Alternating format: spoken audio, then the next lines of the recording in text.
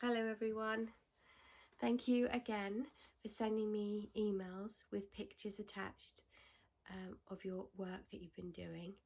It has been amazing to see how you have all interpreted the work differently, and the pictures that I've been getting back are kind of similar to the projects that I've been delivering, but there's so much of your personality coming through the artwork.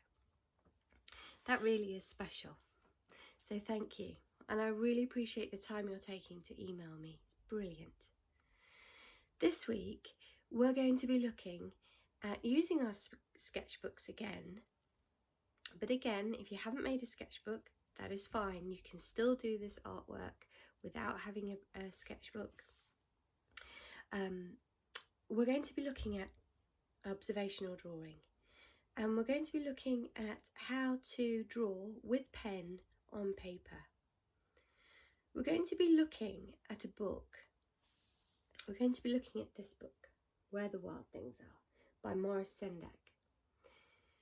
And we're going to look really closely at how the illustrator created his creatures and the backgrounds. And we're going to then explore different ways to make marks on paper.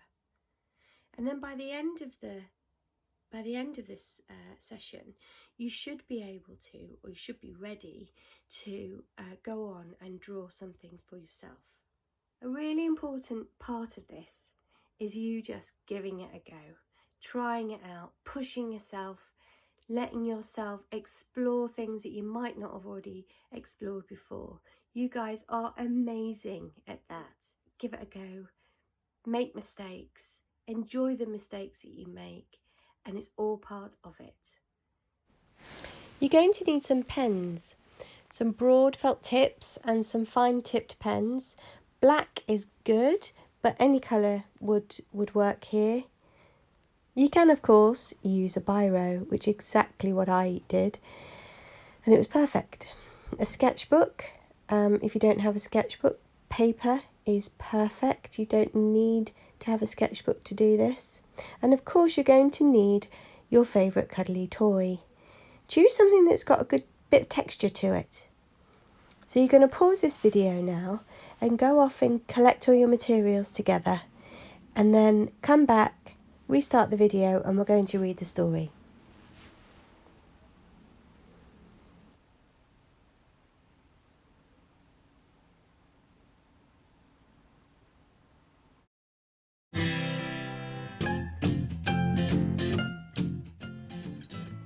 Where the Wild Things Are. Story and Pictures by Maurice Sendak. The night Max wore his wolf suit and made mischief of one kind and another,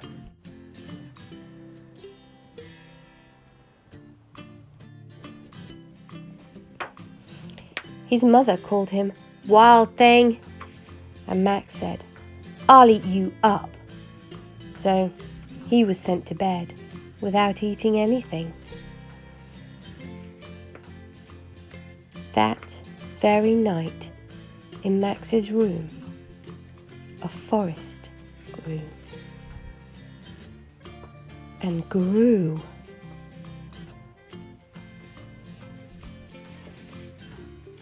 and grew until his ceiling hung with vines and the walls became the world all around, and an ocean tumbled by with a private boat for Max, and he sailed off through night and day, and in and out of weeks, and almost over a year, to where the wild things are. And then he came to a place where the wild things are. They roared their terrible roars and gnashed their terrible teeth and rolled their terrible eyes and showed their terrible claws, till Max said, "Be still," and tamed them with a magic trick of staring into all of their yellow eyes without blinking once. And they were frightened and called him the most wild thing of all, and made him king of all wild things. "And now," cried Max, "let the wild rumpus start."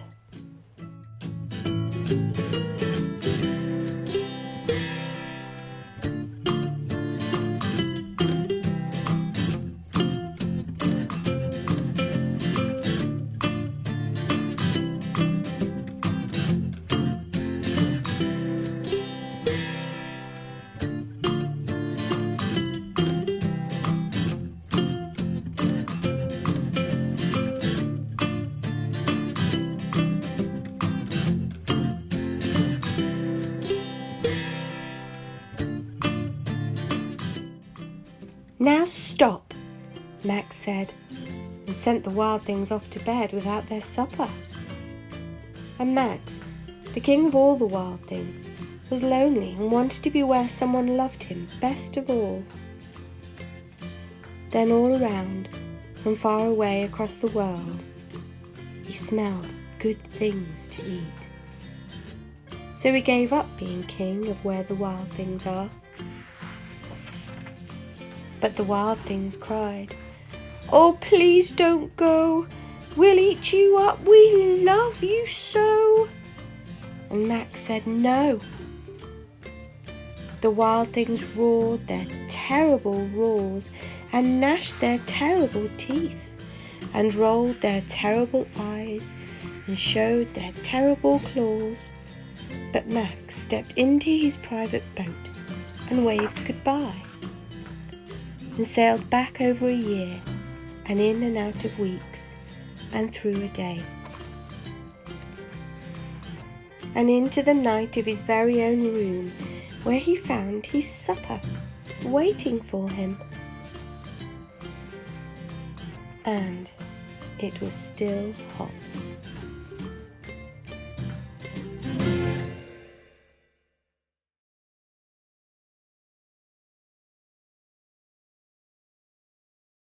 How was that? We're going to play a game now. I'm going to show you snippets of the pictures, and I would like you to look really hard to see where I took that snippet from. Ready? Okay, so the first one. We've got strong dark lines, slightly curved, going in one direction.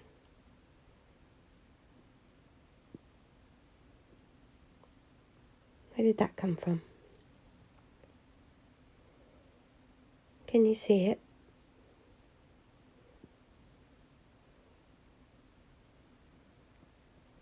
Came from his beard. Okay, next one. Curved lines, slightly rounded, crossed by short lines. Somewhere in this picture.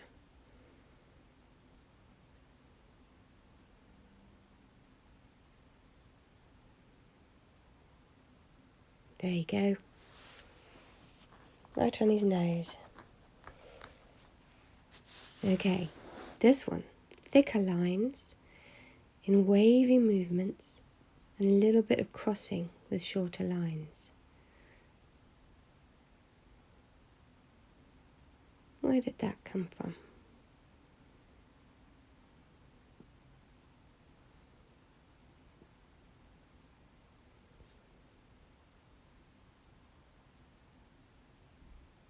Okay, crisscrossing, very light crisscrossing, creating a light colour, thin lines.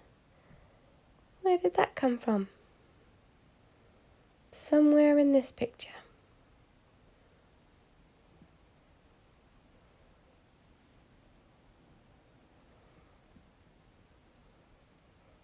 That's right, came from his shoulder. Nice flat area, so not much shaded need there. Next one. Crisscrossing and then nothing. Areas where there's not been shade at all.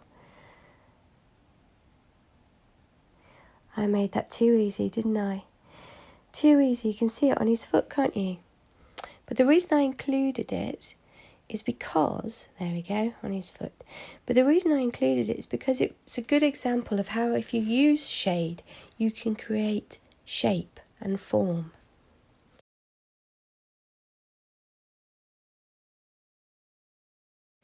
We're going to do some warm-up exercises. It's a really good idea to do some warm-up exercises before any kind of drawing. It really loosens up your hand and gets you ready, gets you in the right mindset. Activity 1, we're going to take our pen for a walk. Here we go. So with a piece of paper and a felt tip pen, could be a biro, could be a Sharpie pen, you are literally going to take that pen for a walk. I know we do this in class quite a lot, so you're probably familiar with this. Switch off your brain. Don't think about drawing anything. Just let your hand follow your pen. It decides where it goes. Loosen up the wrists. Just bring some awareness to how it feels to draw like this. How does it feel in your shoulders, in your wrists, in your fingers? Swap hands so that you draw with the hand you don't normally draw or write with. What kind of marks do you make when the pen isn't sitting as comfortably in your hand? But be aware of this discomfort that it might bring. Now, instead of holding your pen as you would when you're writing or drawing, hold it at the end. What kind of marks do you make? There'll be a different amount of pressure on the paper now from the pen, so you might make different marks.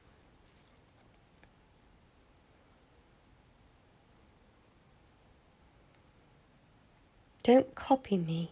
Do your own version, but just maybe follow my lead. Now I'm going to put lots of pressure on the page with the pen. I'm holding it like a fist in my fist. Strong dark line. And now I'm going to swish it to keep my elbows still. Make big swishing marks, just as you would have done when you were learning to draw as toddlers.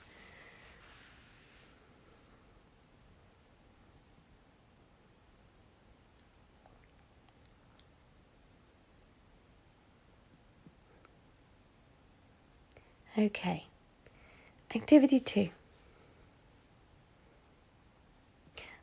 I'm going to draw something, a mark, and then I'd like you to copy. You ready?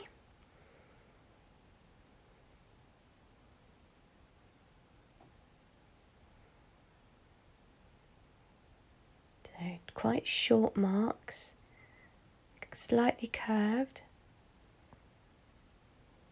So pause the video and then it's your turn.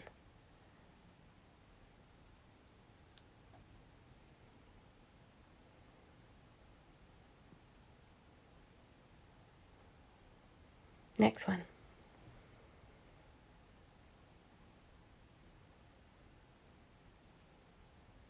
Straight lines in one direction.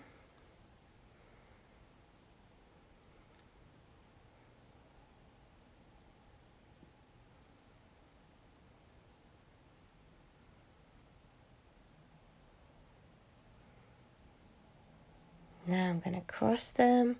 This is called cross hatching. You noticed the shade is slightly darker.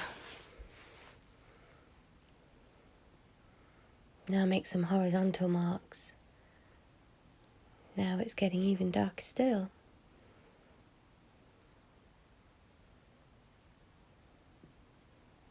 Okay, so pause the video and it's your turn after this.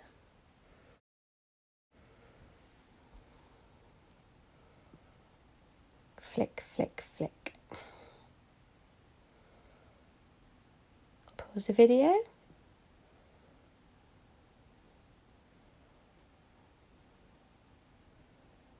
These are like zigzaggy shapes.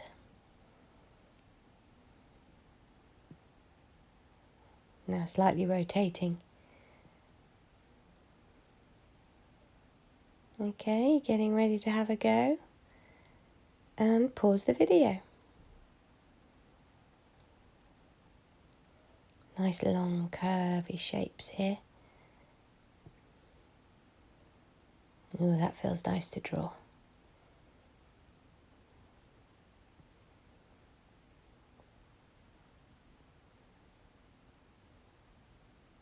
Now a curve made of lots of little lines.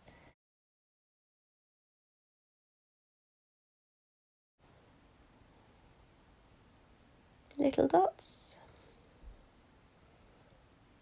They're kind of a horseshoe.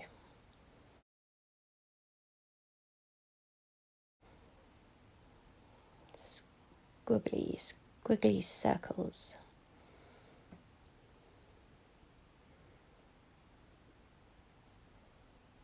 And pause the video. Good bit of scribbling here. Very light pressure. Just scribbling away. Okay, so we've looked quite closely at how Maurice Sendak has drawn his creatures. We've noticed that he's used lots of different marks, straight lines, curved lines, cross-hatching, squiggles, dashes. Some lines are thin, some are thick, so he's used different pens. And he's used all these different marks to create texture and detail, and to create form, so to make the creatures look three-dimensional. So then we went on to make our own marks, to invent our own language, our own visual language. And the reason why I use the word language is because just as words make up a sentence, marks on paper make up a picture. And if those marks are marks that you've not made before, like circles and scribbles and lines and cross-hatching, sure, you've made those shapes before, but maybe not put them all together in a kind of a drawing. Well, then you're really creating a new language, a new visual language. And that's what I'm encouraging you to do in your drawing that you're about to do. So spend a bit of time setting up your character. Take your toy and just try to position it in a way that maybe expresses a mood that it's in. So remember in Maurice Sendak's book, when the creatures were happy, they were swinging from trees. When they were sad, they were kind of moping around. And when they were angry, they were roaring. Think about if your character has an emotion, try to place it into a pose where it shows that emotion. I admit it is quite tricky with a cuddly toy, but try your best. I mean, it might be that you hang it from something, or it might be that you prop it up with some pillows or whatever. But just spend a bit of time getting your object spot on. Okay, you're ready to go now. Put yourself somewhere quiet, somewhere where you're not going to be disturbed, bothered by a sibling, told to do something else. Give yourself 20 minutes of focused drawing. It's a gift you can give yourself, and it's wonderful to take yourself away into that kind of mindset. You'll be looking really closely at your cuddly toy and draw what you see, and be prepared to make mistakes, because you will make mistakes. And it's difficult when you're drawing in pen because you can't rub it out. I don't want you to rub it out. It'd be great to see your mistakes in there. It doesn't have to be perfect. Just give it a go and enjoy it. It would be lovely to see your works. So if you want to, send me a photo I'll put my email in the description below. I'm going to, you won't see my face again on here. We're going to end now. I'm going to show you my drawing. It's speeded up, just to see where I made a start. But don't follow me, just take it in your own time. All right, bye for now.